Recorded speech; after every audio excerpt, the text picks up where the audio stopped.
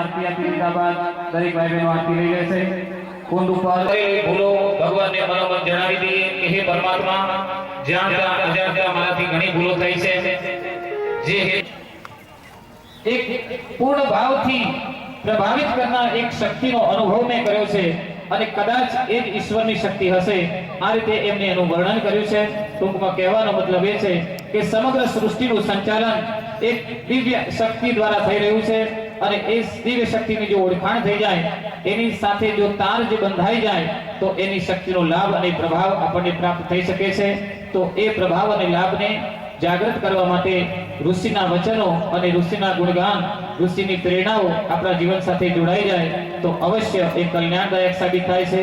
એટલા માટે આવતીકાલે આ મહાન કાર્યક્રમ રાખવામાં આવે છે, ગુરુ દીક્ષાનો કાર્યક્રમ। દરેક ભાઈ